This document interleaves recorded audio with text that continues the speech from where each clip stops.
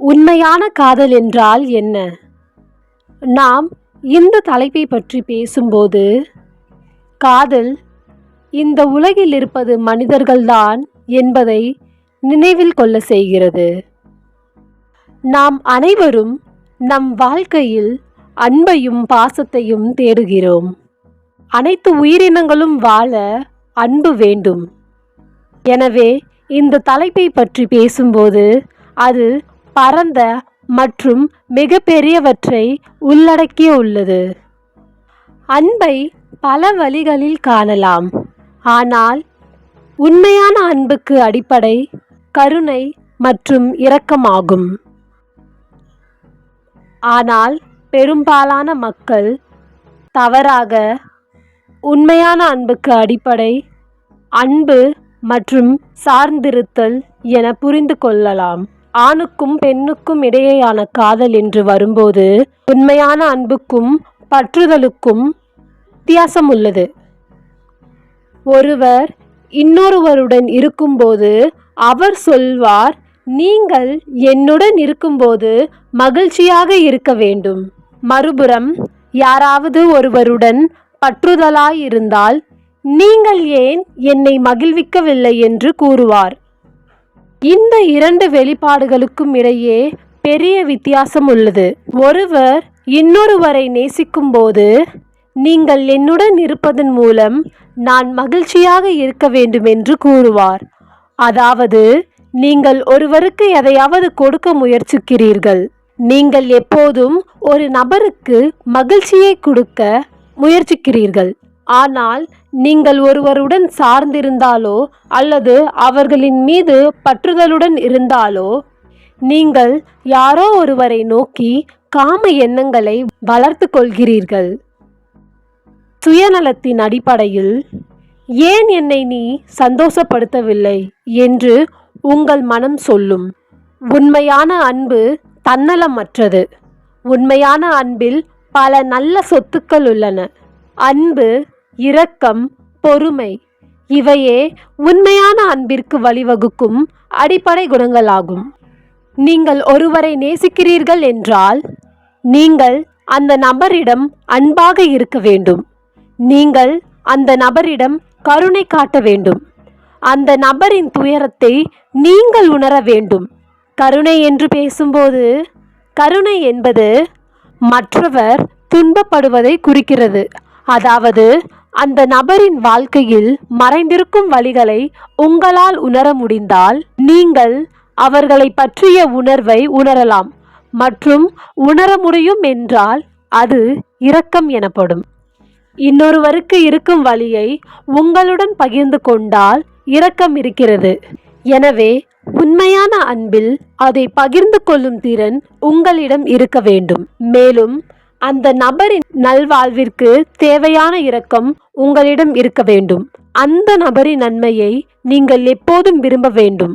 அப்படிதான் நீங்கள் உண்மையிலேயே நேசிக்கிறீர்கள் என்பதை எங்கள் சிறந்த ஆசான் உயர்ந்த உன்னத புத்தர் கூறினார். மாதா யட்டான் யங் புத்தன் ஆயுஷா ஏக புத்தா மனோராக்கே. ஒரு தாயாக தன் குழந்தையை நேசிக்கும் நீ அதையே இந்த உலகத்தில் பரப்ப வேண்டும். எனவே தாயின் அன்பை பற்றி பேசும்போது பெற்றோர்கள் நம்மிடம் இருந்து எதையும் எதிர்பார்க்க மாட்டார்கள். மாறாக அவர்கள் நம்மை நேசிக்கிறார்கள்.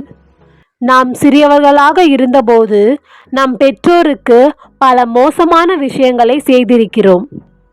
குழந்தைகள் தங்கள் பெற்றோருக்கு பல பயங்கரமான செயல்களை செய்வது போல் நீங்கள் எப்போதாவது பார்த்திருக்கிறீர்களா? அவர்கள் தலைமுடியை இழுக்கிறார்கள், அவர்கள் கிள்ளுகிறார்கள். ஆனால் பெற்றோர் இன்னும் தங்கள் குழந்தைகளை நேசிக்கிறார்கள். எனவே யாரோ ஒருவரை உண்மையாக நேசித்தால் அவர்கள் அவர்களை உறுதியாக பிடித்து கொண்டு காயப்படுத்தக்கூடாது. ஆனால் நீங்கள் ஒரு நபருடன் பற்றுதலுடனோ அல்லது இணைந்திருந்தாலோ நீங்கள் எப்போதும் மற்றவர்களிடமிருந்து விஷயங்களை எதிர்பார்க்கிறீர்கள். உங்கள் ஆசைகளை அவர்கள் எப்போதும் சரியாக நிறைவேற்ற வேண்டும் என்று நீங்கள் எப்போதும் எதிர்பார்க்கிறீர்கள். யாரோ ஒருவருடன் சார்ந்திருக்கும் போதும் அல்லது இணைந்திருக்கும் போதும் நீங்கள் எதையோ கொடுக்க முயற்சிக்கவில்லை. அந்த நபரிடமிருந்து நீங்கள் எதையாவது பெற முயற்சிக்கிறீர்கள். நீங்கள் ஒரு மாடு அல்லது காளையை கயிற்றில் பிடித்து கொண்டிருக்கிறீர்கள் என்று வைத்துக்கொள்ளலாம். அந்த விலங்கு தப்பிக்க முயலும்போது நீங்கள் அதை இறுக பிடித்து கொண்டிருக்கிறீர்கள். நீங்கள் அதை எவ்வளவு இறுக்கமாக பிடிக்கிறீர்களோ நீங்கள்தான் காயமடைகிறீர்கள். நீங்கள் அந்த கயிற்றை விட்டுவிட முடியுமானால் என்ன நடக்கும்? நீங்கள் இனி காயப்பட மாட்டீர்கள். எனவே நீங்கள் எப்போதும் காயமடையும் ஒரு நபருடன் இணைந்திருக்கும் போது உங்கள் ஆசைகளை நீங்கள் ஒருபோதும் நிறைவேற்ற மாட்டீர்கள். ஏனென்றால் அவை ஒருபோதும் நிறைவேறாது என்பதால் அந்த விஷயங்களிலிருந்து நம்மை திருப்திப்படுத்த முடியாது. நீங்கள் ஒரு பூவை விரும்பினால் நீங்கள் அந்த பூவை பறிப்பீர்கள். ஆனால் நீங்கள் ஒரு பூவை நேசித்தால் அந்த பூச்செடிக்கு தண்ணீர் பாய்ச்சுவீர்கள். எனவே சிலரை நேசிப்பீர்கள், ஆனால் நீங்கள் என்னுடன் மகிழ்ச்சியாக இருக்க வேண்டும் என்று நீங்கள் சொல்ல வேண்டும். அந்த மகிழ்ச்சி என்னையும் உள்ளடக்கி இருப்பதால் உங்கள் வாழ்க்கையின் மகிழ்ச்சியை நான் எப்போதும் விரும்புகிறேன். ஆனால் அது இல்லை என்றாலும் நான் மகிழ்ச்சியாக இருக்க வேண்டும். அதுதான் உண்மையான அன்புக்கும் இணைப்புக்கும் உள்ள வித்தியாசம். உண்மையான அன்பில் ஒருவரிடமிருந்து எதையும் எதிர்பார்க்காத நீங்கள் ஆனாலும் அவர்களுக்கு மகிழ்ச்சியை கொடுக்க முயற்சிக்கிறீர்கள்.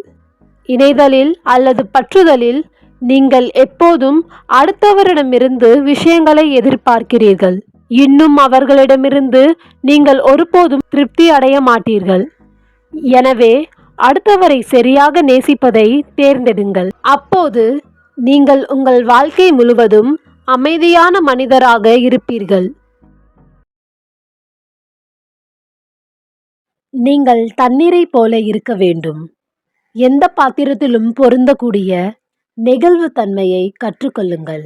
அமைதியான உணர்வு வேண்டும், பொறுமை உணர்வு வேண்டும்.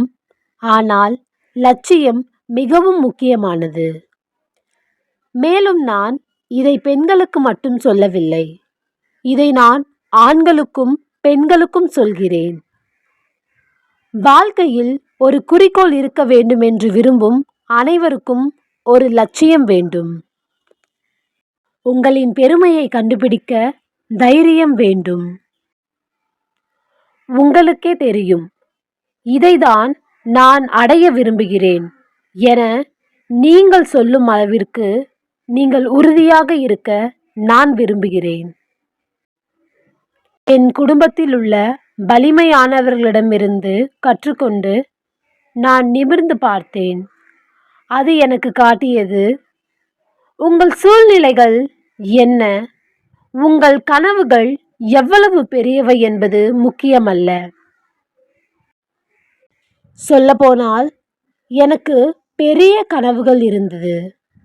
நீங்கள் எங்கு இருக்க வேண்டும் என்ற லட்சியம் இருந்தால், அறிவு பற்றி ஏதோ நீங்கள் கற்றுக்கொண்டாலும் அல்லது உங்களுக்கு ஒன்றுமே தெரியாவிட்டாலும் நீங்கள் உங்களை தயார் செய்தால் நீங்கள் எல்லோரையும் விட சிறந்தவராக இருக்க முடியும். நேர்காணலாக இருந்தாலும் சரி, நான் சிவப்பு கம்பளத்தில் சென்றாலும் சரி, அல்லது ஏதாவது ஒருவருடன் பயணம் மேற்கொண்டாலும் சரி, நான் எல்லாவற்றிற்கும் தயாராக இருக்க விரும்புகிறேன். உறவுகளில் நேர்மை மிகவும் முக்கியமானது. அது நண்பர்களுடன் இருந்தாலும் சரி, குடும்பத்துடன் இருந்தாலும் சரி, உங்கள் அன்புக்குரியவருடன் இருந்தாலும் சரி, அல்லது ஒரு காதல் உறவாக இருந்தாலும் சரி. நான் நினைக்கிறேன், நீங்கள் உண்மையில் என்ன உணர்கிறீர்கள் என்பதில் உண்மையாக இருப்பது மிகவும் முக்கியம் என்று நான் நினைக்கிறேன். நிறைய பேருக்கு அதை செய்ய தைரியம் இல்லை. ஏனெனில் நாம் எப்போதும் ஒரு குறிப்பிட்ட வழியில் நடக்கிறோம். அதனால் நம் உறவை பேண முடியும். உங்களால் குறிப்பிட்ட நபரை கூப்பிட்டு குறிப்பிட்ட நிகழ்வை பற்றி, அது சரி அல்லது நான் நல்ல விதமாக உணரவில்லை, நீங்கள் சொன்னது சரிதான் என்று உங்களால் எப்பொழுது சொல்லும் நிலைமை இருக்கிறதோ அப்போதுதான் ஒரு ஆரோக்கியமான உறவு அங்கு உருவாகும். நான் உண்மையில் உணர்கிறேன். நீங்கள் எதை விற்று சென்றீர்களோ அதனால் வரையறுக்கப்படுவதை விட நீங்கள் அடுத்து என்ன செய்வீர்கள் என்பதன் மூலம் நீங்கள் ஒவ்வொரு முறையும் வரையறுக்கப்படுகிறீர்கள். செய்ததையே செய்து கொண்டு இருப்பதால் ஒரு அர்த்தமும் இல்லை. மீண்டும் அதை செய்யாமல் இருப்பதை தான் நான் விரும்புகிறேன். நீங்கள் பிறர் செய்ய தயங்கும் நல்லவற்றை சவால்களாக எடுக்க வேண்டும். உங்களின் பரிணாம வளர்ச்சியில் சவால்கள் மிகவும் முக்கியமானவை. அது மட்டுமில்லை, ஏன் உங்களால் லட்சியத்தை அடையும் விளையாட்டில் பாதுகாப்பாக கூட விளையாட முடியும் அல்லது விளையாடலாம். அதன் மூலம் ஏதோ ஒன்று இருக்கலாம். ஆனால் எப்போதும் உங்களால் முதன்மையானவராக இருக்க முடியாது. என் அப்பா மிகவும் மென்மையானவராக இருந்தாலும் அவர் எனக்கு மிகப்பெரிய சாம்பியனை போன்றவர். அவரிடமிருந்து நான் கற்றுக்கொண்டது ஒன்றுதான். தோல்விக்கு பயப்பட வேண்டாம் என்று அவர் எப்போதும் எனக்கு கற்பித்தார். தோல்விக்கு பிறகு நீங்கள் என்ன செய்வீர்களோ அதுவே உங்களை நீங்கள் யார் என்று வரையறுக்கும். எல்லோரும் தோல்வி அடைகிறார்கள். அது உனக்கும் நடக்கும், அது எனக்கும் நடக்கும், அது எல்லோருக்கும் நடக்கும்.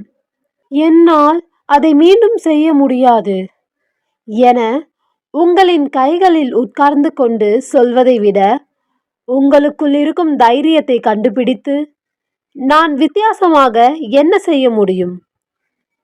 உங்கள் தவற்றை திரும்பி பார்த்து, ஆமாம் அது தவறு, அதை மீண்டும் நான் செய்யாதவாறு முயற்சிக்க வேண்டும் என உங்களை நீங்களே சரி செய்ய வேண்டும். இவ்வாறு நம் தவற்றை அணுகுவது என்பதை என் அப்பாவிடமிருந்து கற்றுக்கொண்டேன். என் பெற்றோர் எப்போதும் என்னை ஆதரித்தனர். அவர்கள் என்னிடம், நீ என்ன செய்தாலும் பரவாயில்லை, நீ என்ன தவறு செய்தாலும் பரவாயில்லை, அதை எங்களிடம் வந்து கூறுவாய் என நம்பிக்கை உள்ளது. என் அப்பா என்னிடம், நீ ஒருவரை கொலையை செய்திருந்தாலும் நான் உடலை கண்டுபிடிக்க உதவுகிறேன், நான் உடலை புதைக்கவும் உதவுகிறேன், ஆனால் நானே உன்னை போலீஸ்காரரிடமும் அழைத்து செல்வேன். எனவே நீ உறுதியான தைரியத்தை கொண்டிருக்க வேண்டும். நாம் உண்மையில் யார் என்பதை கண்டுபிடிக்க நம் வாழ்நாள் முழுவதையும் செலவிடுகிறோம். பின்னர் நாம் மாறுகிறோம், மீண்டும் மாறுகிறோம். அதுதான் நிலையானது என்று நான் நினைக்கிறேன். நான் தொடர்ந்து மாறிக்கொண்டே இருக்கிறேன், தொடர்ந்து உருவாகி வருகிறேன்.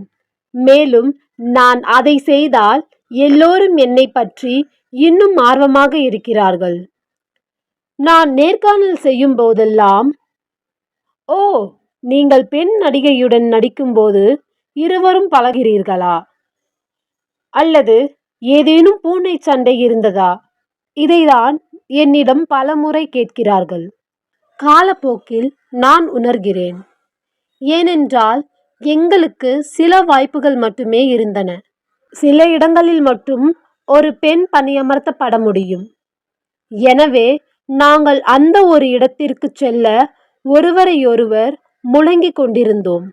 பெண்களுக்கான வாய்ப்பின்மையும் ஒருவருக்கொருவர் அதிக வாய்ப்பை உருவாக்குவதும் தான் பிரச்சனைக்கு காரணம்.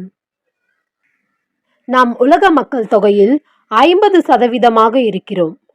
அவ்வாறே ஒவ்வொரு துறையிலும் நாம் பிரதிநிதித்துவம் பெற வேண்டும். நம் ஒருவரையொருவர் அதிகாரத்தில் இருப்பவர்களால் அதிகார பதவிகளில் அமர்த்துவதன் மூலம் அதிகாரம் பெற வேண்டும். குறைந்தபட்சம் என்னை சுற்றி ஒரு உலகத்தை உருவாக்க பெண்கள் நிகழ்ச்சியை நடத்துவது உங்களுக்கு தெரியும்.